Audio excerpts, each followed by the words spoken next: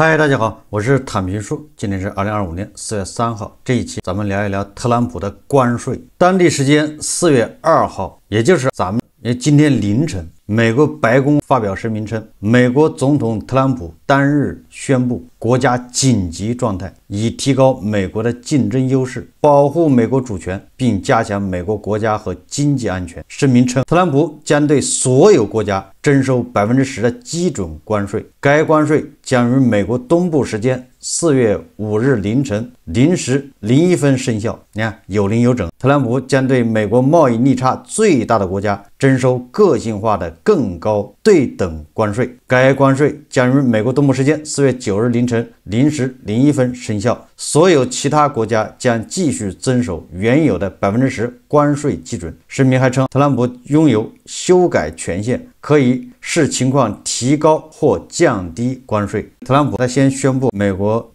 国家紧急状态，好像他是有这个权利的。好像以前有一个什么经济危机的情况下，总统有这个权利宣布国家紧急状态。所有的国家紧急状态，好像这个权利就在总统手上，就关于经济的，他就不需要经过国会讨论，他一个人说了算，也大致这么个意思。所以你看，特朗普对所有国家征税，先统统的来个10%，这是10%是开胃菜，人人都有份儿。剩下的对那些不同的国家，那真的是不一样的。特朗普他有个征税公式，我还看了一下，那个公式还挺复杂的，咱们不用管它是怎么算出来的。总之，给每个国家加多少关税，不是他拍脑门拍出来的，它是有个公式算的，明明白白的，童叟无欺，让你心服口服。这个声明表示说，一些商品将不受对等关税的约束，其中包括已经受第232条关税约束的钢铝制品、汽车和汽车零部件，可能受未来第232条关税的约束的商品，以及美国没有的能源和其他某些矿物，也就是美国需要的东西，还有美国已经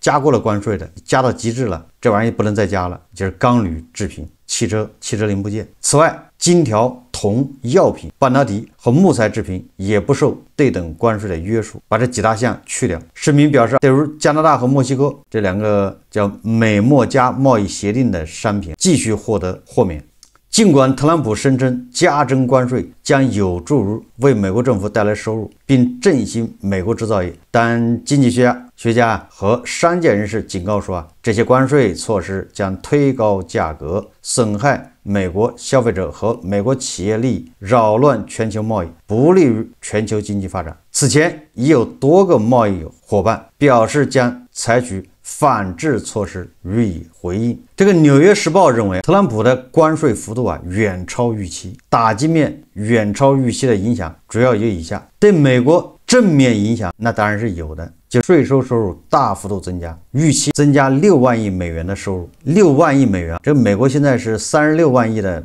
国债，它这个债务，那你一下它有增加6万亿的收入，这个就是缓解美国这个债务，这是正面影响。那对美国的负面影响那就太多了。第一个，会引起所有被美国加关税国家的对等制约，对吧？你加我关税，那我肯定也得对你加关税，这个没跑，一定会反击，只是说反击的部位、反击的程度，这个恐怕有所考量，但是一定会反击。反击就有影响。美元如果继续像以往那样保持强势货币的姿态，叠加各国的对等关税之后，将极不利于美国出口贸易。这个我倒是觉得不会的，因为美国出口更多的是它的科技产品，这个科技产品没有办法替代，而且我觉得这个影响恐怕有，但不会太大。也比如说英伟达的芯片，它卖贵一点，你还得买，人家关键人家不卖，人家制裁。当然，对美国的农产品，那恐怕就是个打击。农产品我可以不要你的，对吧？买俄罗斯的，我买乌克兰的，我买巴西的，所以它的影响还是不一样。第二个，他说会引起美国进口商品大幅度涨价，从而使得通胀更难治愈，增加美国民众的生活成本，并引起 GDP 的下降。当然了，《纽约时报》他认为中国将是美国这一轮普遍关税政策之下的最大获利者。他这个说法反正值得商榷，我觉得对中国来说有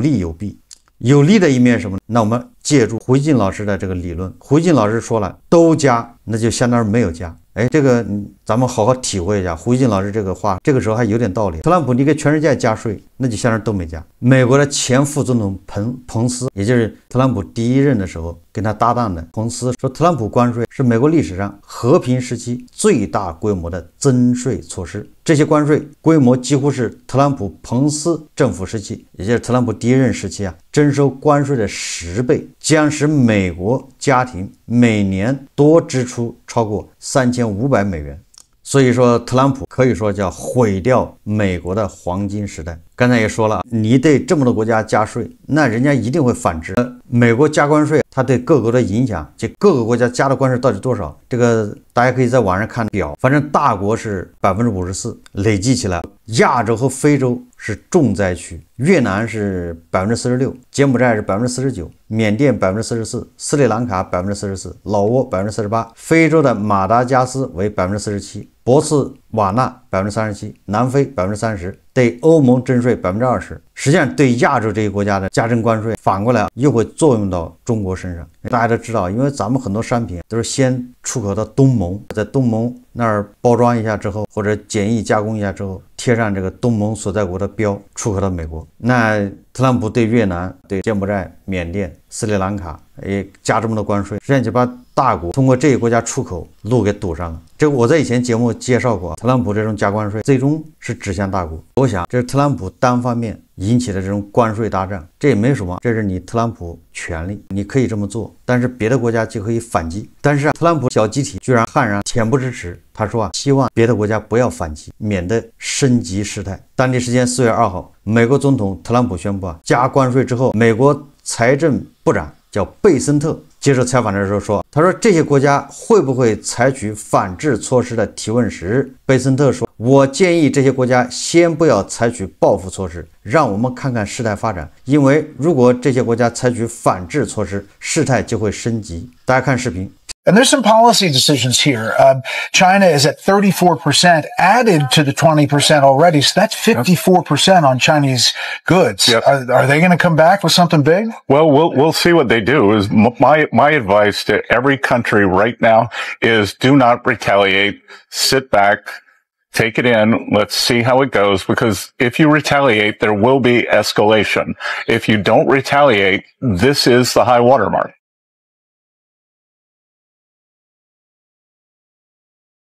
这个欧盟委员会主席冯德莱恩说，他说要制定强有力的反制计划，将在必要时予以实施。一位欧盟高级外交官则表示，美国正在退出事件，但你无法阻止这种愚蠢的行为。特朗普终于向全世界宣战，当然还有一个国家例外，咱们不得不说一下。根据今日俄罗斯报道，他说俄罗斯未被列在美国对等关税表单上。当地时间4月2号说，美国总统特朗普宣布对贸易伙伴征收所谓的对等关税，但俄罗斯和白俄罗斯不在表单上。你看看，还有漏网之鱼。有记者就问美国财政部长贝森特，贝森特的解释，这个不是漏掉了，是因为俄罗斯正在被美国制裁，美国不与俄罗斯贸易，所以俄罗斯不在该表单上，反正之间也没有贸易。这个说法显然不严谨。财经网有篇文章叫美对华关税再加征34%，美国消费品价格必涨，中国出货缩减。财经网它这文章它的观点，首先这个美国对华关税再加征34%，这个是客观事实，然后后面两个都是他的这个观点，一个他认为美国消费品价格必涨，我觉得这个可能性非常大。第二个他说中国出货缩减，这个可能也比较大，但是问题是中国出货缩减，谁最吃亏呢？韭菜。咱们本来就产能过剩，如果你对外贸易你卖不出去，那不就更加过剩吗？你对美国缩减，还有哪儿能消费你这么多产品呢？所以这不是好现象。特朗普公布的关税方案整体高于投资者预期，全球市场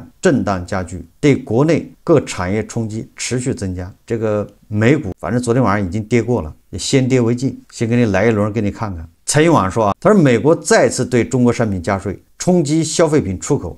一位白宫官员回答记者时确认称，他说34%的对华对等关税将与原本的美国对华关税20%叠加，因此对中国征收的关税税率将达到54%。这一税率预计将在4月9日生效。在靴子落地之前，各界对于关税如何征收有各种猜测，例如中美进出口的货品结构完全不同，如何实现对等？政策出台后，加税范围和税率均超越市场预期，对中国消费品行业的冲击持续。按国别统计，美国仍是中国第一大贸易伙伴国。2024年，中国对美国出口额达到5246亿美元，占出口总额的 15%。分品类而言，中国主要对美国出口机电、音像设备、钢铁和铝为代表的贱金属及其制品，以及纺织原料、塑料制品、服装、玩具、家具、灯具等劳动密集型产品。今年2月以来，美国对中国已经连加2轮关税。美东时间2月1日下午，特朗普在佛罗里达州海湖庄园居所签署总统行政令，对所有中国输美商品加征 10% 关税，2月4日生效。2月27日，特朗普又表示，自3月4日起对中国额外再征收 10% 关税，2025年累计加征关税税率达到 20%。2025年前2个月，中国服装及衣着附件、家具及其零件、帽类、鞋靴、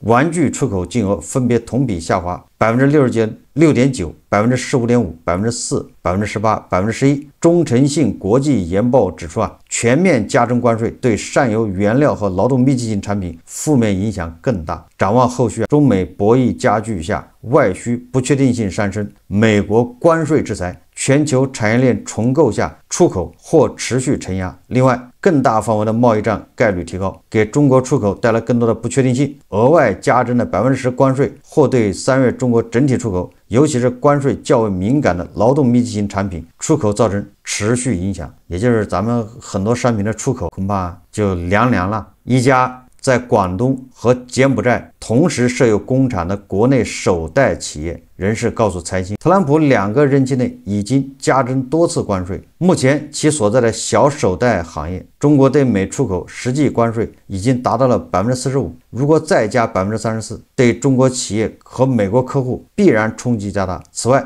柬埔寨工厂目前对美出口关税也已经从其建厂时期几乎零关税增加超过 10%。 此次柬埔寨对美服饰品关税一旦提升至 49%， 它的工厂将难以为继。也就是这个老板他从国内把工厂搬到柬埔寨，本来是柬埔寨对美国是零关税，这回加个 49%， 那他在柬埔寨的工厂就没有存在的意义了。他指出，在2025年2次加征 10% 之前，美国已经对中国出口的鞋服征收 25% 的惩罚性关税。中国厂商和美国贸易商通过协商方式各自承担，有些厂是自己承担 15%， 美国客户承担 10%， 有的厂反过来，也就是厂承担 10%， 美国客户承担 15%， 美国客户承担 15%， 实际上就是美国消费者承担，那中国客户厂家就少点利润。今年以来，美国2次加征 10% 的关税，到第2次加征 10% 的时候，工厂已经无力和美国贸易商分担，因为中国企业的毛利率已经低于 20%， 一旦分担关税成本将直接亏损，那亏损的就不干了，比如部分工厂可能短期维持和贸易商的关系，零利润出货，但中长期这部分订单势必流失。有些大厂看着1个月几亿出货，其实利润率已经贴近0，再加税非常困难。而美国的贸易商也必须承担成本，美国消费品势必涨价。也就是说，以前特朗普加 10%、20% 关税的时候，反正中国的厂商和美国的贸易商双方各承担一些，因为双方都还有利润，也就是双方利润再低一点而已。那随着关税的不停的在增加，工厂的利润已经没有了，实际上贸易商的利润也慢慢它也没有了。那这个事情最终要么就没了不做了，要么就得涨价。该人士透露，他说从美国加征关税开始，中国鞋服订单已经开始向印度市场流失。本次美国对等关税上没有对印度相关产业征税，他预期订单会进一步向印度转移，而中国鞋服企业在东南亚设厂将不得不回到国内重新发掘客户，也就是出口不行。该人士说他说鞋服的消费，美国占据全球市场 30%， 短期找到新的大市场不容易。你看，就美国鞋子、服装的消费占全球 30%， 那绝对是最大的市场。那你说作为工厂，你如果不能跟这个最大的市场去拓展，那你说损失有多大？类似情况在整个鞋服行业普遍存在。一名在青岛做鞋类出口的贸易商对财新说他他说，美国此前已经加征了20%的关税，目前由公司和客户对半分摊，这对于企业已是流血接单。现在几个企业的利润是超过10%的，也就是比10%还低，但那也比关门强。今年客户的订单也会减少，如果明年我们客户都不垮台，是不是还有机会弥补损失？他表示对于新增加的对等关税，各家企业不可能全部承担，仍然会和客户协商后分摊，那就看客户能不能摊，摊不了那还得涨价。一名出海美国的头部饮料品牌人士也对财经说，他说此前20%的关税加征对任何品牌而言，消化起来都已经非常困难。具体到是不是要转嫁给消费者还无法确定，因为销售链条很长，涉及到品牌方、经销商、渠道、消费者四方，其中存在转移定价。理论上说这个税率四方都可以承担，但每一方的博弈能力不一样，所以现在还在掰扯中。浙江省绍兴市河桥青纺城的金长窗帘是国内一线窗帘生产企业，出口主要聚焦欧美。总经理杨卫告诉财经，他说此前新增的关税成本主要以客户承担为主，公司大约承担5%。据其了解其客户也会进一步在终端销售涨价，以转移新增成本，涨幅预计在8%到10%，多少会影响销量。另一名中小纺织品贸易出口商则表示，美国对中国加征关税后，其美国客户联络称，受关税影响，成本上涨，希望能降价。双方决定协商各承担一部分，但截至目前尚未就分摊比例达成一致。美国本次再次加征34%的关税，意味着中美贸易商之间的谈判将更加困难。也有少数博弈能力较强的出口商将成本全部转嫁给对方。一名在大连主要做玻璃器皿出口的贸易商对财经表示，此前加征20%关税全部由客户承担，我们谈价格时，在保证公司基本利润的前提下，给出的报价已经很低了。我也听说行业里有公司做出让步，但我的想法是宁可不做美国生意也不让步。那就是看你的底气，你的产品有护城河，你的产品有竞争能力，那你当然可以不降价。你不在我这儿买，你在哪儿买？你给别人买更贵。所以说每个行业它的议价能力不一样。大家还记得吧，这个特朗普一加关税之后，网上不就说了，是沃尔玛要求中国的供应商承担这个关税，结果这中国的供应商就开始反对，有关部门还找沃尔玛谈话约谈。这东西就是博弈，你约谈了，人家沃尔玛还要跟你那个供应商去谈，就是博弈，你能不能承担一些，你降价，他不想在零售这块价格上升。但是你说约谈有什么用？因为我们又是希望外资要重返中国，你或者本来这是一种市场行为，就是双方去谈，你看你还能不能让点力？结果你要是政府干预，总之跟你也呼唤外资回归，这个总之是矛盾的冲突。如果你说外资无所谓，你爱来不来，那你倒无所谓，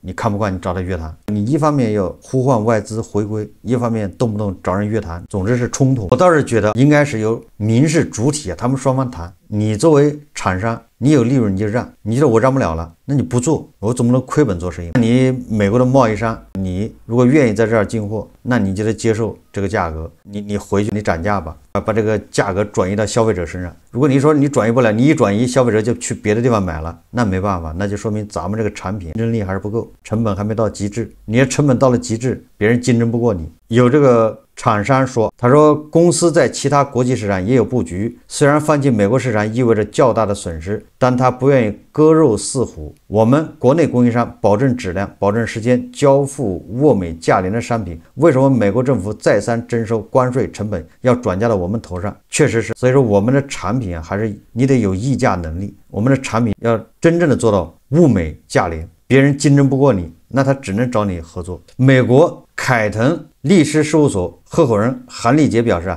从过往的经验来看，加征关税产生的成本最后都会转嫁到美国本土产业界和消费者头上。但是他发现他说加税带来的另一个实际影响是，很多美国进口商首要关注的不是自己承担新增关税成本，或者让中国供应商来对其买单，而是寻求替代供应链。他们认为中国这条供应链不安全了，现在加征20%关税，后续加更多怎么办？所以这个对中国的厂商来说就是个考验。你不降价，你不承担关税，那美国的贸易商人家就找别的国家的替代品去了。我还是那句话啊，如果我们的产品比别的国家产品更有优势，那他找替代品他也找不到，他能找到印度或者他能找到南非、墨西哥生产的，但是质量不行，或者是价格不行，他最终还得回头。所以说来说去还是打铁还需自身硬。事实上，近年来已经有美国进口商在考虑中国加一或者中国加 N， 即除了主要从中国进口外，搭配一个或多个进口国。以沃尔玛为例，沃尔玛在2023年1到8月间有 60% 的货物来自中国，尽管中国依然是沃尔玛最大的商品进口国，不过这一数据已远低于2018年的 80%。 那刚才咱们说了，沃尔玛动不动被约谈，它的商品主要来自中国，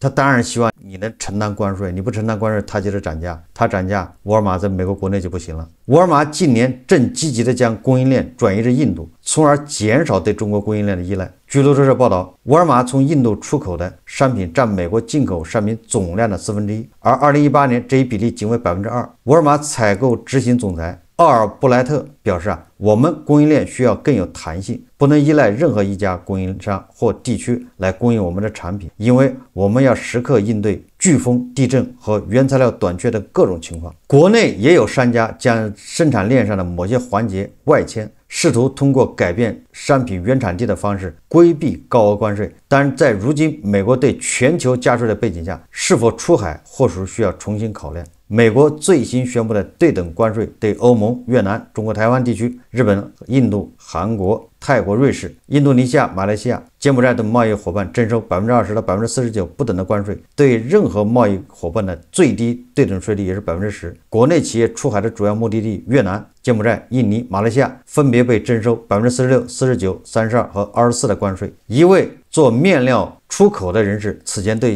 财新表示自己认为加征关税只是短期的迷惑性手段，其商品具有品质和价格优势，短期无法被其他产品替代。而在全球被加税的背景下，他没有去国外建厂的打算。你看是不是我以前节目里面一直说特朗普加税，你好像特朗普是乱拳打死老师傅，这胡来。欧盟加税给他的加拿大、墨西哥这些国家，北美贸易协定的国家他也加关税，好像这哥们是脑子糊涂了，乱来。我是不是说过他是看似乱拳打死老师傅，实际上他拳拳到肉都针对大国的，因为他不把这些地方给堵住，大国的商品就会通过欧盟再进入美国，通过墨西哥进入美国，通过加拿大进入美国。总之大国是生产制造大国，美国是个最大的市场，这东西怎么着通过条条大路都要通到美国去。大国和美国之间直接的你给他加了个 50% 的关税，那它成本就抬高了，大国就会走别的渠道流到美国，这个别的渠道就是通过欧盟、通过东盟、通过加拿大、通过墨西哥。所以他没有办法，他为了堵住大国来的商品要收税，他比如说堵住他要收税，他只能对所有的加税。他现在但凡连一个国家不加税，比如说他对俄罗斯不加税，那俄罗斯跟美国这些贸易就呼呼的涨什么？涨的就是大国卖到俄罗斯的东西，俄罗斯再倒手卖到美国去，就这么简单。因为大国卖到俄罗斯，俄罗斯再卖到美国，因为它没有关税或者关税低，所以对特朗普来说不会对任何一个国家豁免的，都得加。你给哪儿开个口子，大国的商品就从那个口子进去了。所以说特朗普针对大国那也是煞费苦心，不惜得罪所有的盟友。中国出口企业是否可以通过降本增效、更换市场来降低关税的影响？上海交通大学、上海高级金融学院实践教授胡杰向财经分享说，2018年一轮的关税战中，有一部分企业就降本策略逐渐把增加的成本消化，但是降本是有极限的，对，你不能无限制降本的。而放弃美国市场也不现实，美国毕竟是全球最大的消费市场。上述饮料品牌负责人也表示，暂时不会考虑退出美国市场，毕竟这个市场很大。中国商务部在鼓励外贸企业拓展内销渠道，在3月25日的例行发布会上，商务部市场体系建设司副司长李维正介绍，他说今年商务部将畅通外贸优品内销渠道，搭建外贸企业扩内销平台，还将摸排外贸企业内销需求，建立重点外贸优品企业名单。但前述协类贸易商表示外贸转内销很难实现，国内没有这种需求，商品品种也不对路，如果我们的产品放到国内市场，可能一双都卖不出去。北京盈科律师事务所律师长期关注国际贸易，他对财新指出说虽然美国的进口商在降低从中国采购的比例，但国内有技术优势，全产业链成熟的商品难以被其他国家替代。在加征关税的大背景下，国内很多低质供应商在未来可能会被出清，这是国内外市场共同调节的结果。韩立杰也表示要抵抗美国加税带来的负面影响，持续创新、产业升级是关键路径。特朗普的关税大战，大家也看清楚了，最终咱们作为世界工厂，影响是最大。当然了，你看对咱们加的关税也是最多，54%，那这对我们的出口不管怎么说那影响非常大，全面给你堵死。现在全世界怎么反应，确实咱们还要观察如果说大家都一起反制美国，那美国的他也可能会调整。美国财长贝森特说了，大家别着急，看一看。我觉得这贝森特的意思是，他是个高级黑，他潜台词是特朗普这政策不一定搞得长，大家就别这么太激烈。一旦你反击，特朗普一上头又得加，先看看他，说不定他就取消了。这意思反正特朗普不靠谱，一出是一出。但是我想应该反击，对美国的产品要加征关税。咱们可以通过乌克兰进口小麦，不行买俄罗斯的小麦、澳大利亚的、巴西的，总之对美国的农产品进行封杀，大家一致来抵制。关税这东西你来我往，你加我也加，这毕竟比俄罗斯发动热战要好得多。我认为在对美国反击的同时，也不要刻意去伤害美国的这些客户、外资，要让他们知道这是两个国家之间，咱们是应激反应，是因为美国先加关税，那咱们只能反加，跟美国的外资这企业没有关系。也就是说，我们还要拉拢美国企业这些外资，也对他要予以理解，不要动不动找人谈话。他们跟中国的企业之间互相这个是一种博弈，或者互相的协商，也是正常情况。也就是中国企业你能承担就承担，承担不了我不做了。因为沃尔玛这样的企业，它也不是自己说了算，它的价格一旦上去了，美国的用户也拿脚投票，沃尔玛它也不能失去美国市场，所以这东西就是这种民间的这种公司之间这种博弈，这是正常现象，应该理解。那作为我们来说怎么办？你只能提高内功，就是说我们要比其他的国家提供的产品性价比更高，效率更高，更有竞争力，打铁还需自身硬，这个也会加剧咱们很多产业洗牌，有的低毛利、劳动密集型的，这个恐怕就得关门，但是有的行业恐怕会迎来一些机会。总体上，外贸一定是承压，咱们的日子不好过，除非特朗普接下来会改变他的政策。如果他不改变，那我们外贸这块25年，那它是负面影响是超预期。那以前没想到会加54%，是以前说要加60%，好像有这说法，但大家认为这不可能。你看这一下就到54%了，我们再反制，它还要反制回来，不知道要加多少。再加上投资，大家看一看，投资还有戏吗？消费，咱们上个节目聊的就是消费，所以说2025年应该比2026年好。大家还是要做好过苦日子准备。好，这期节目我们就聊到这里，感谢大家收看。如果喜欢我的节目，欢迎订阅转发，也可以在下方留言评论，谢谢大家。